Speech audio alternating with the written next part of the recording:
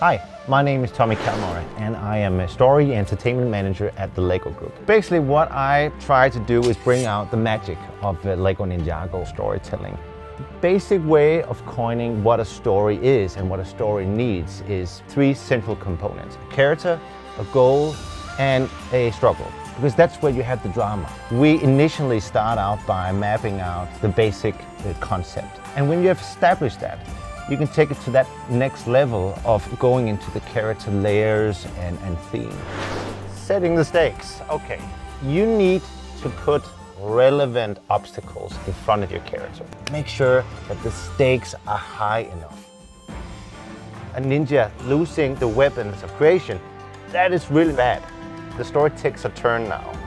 The tensions are rising and your audience, again, is lured in. They're hooked on to continue watching and following the story. Emotional impact.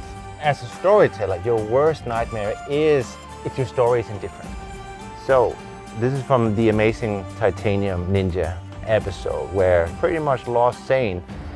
And this scene is so emotional.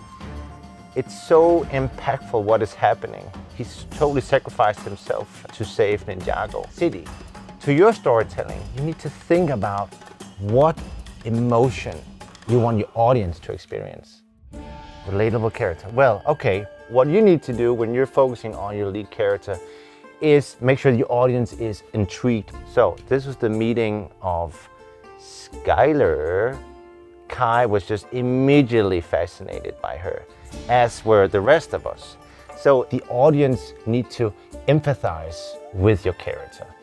And that means that your character needs to have flaws. They have something they've experienced that influences their way they act in the world. We call this a character wound. Explore character wounds, and I promise you, it will give you a story much more, relatability and, a stronger connection between the audience and the character. Opponent. Who's the person that prevents your lead character from achieving what he or she wants? That's your antagonist, or rather, opponent. In fantasy stories, you will typically have one lead antagonist to amplify a clear divide between the good versus evil. An opponent can also be a friend, a brother, a father, out of good intentions, out of love. It's a great way to elevate conflict in your storytelling. Compelling motivation. There's always a reason why people do why they do. It's so important that you work in some kind of a compelling motivation.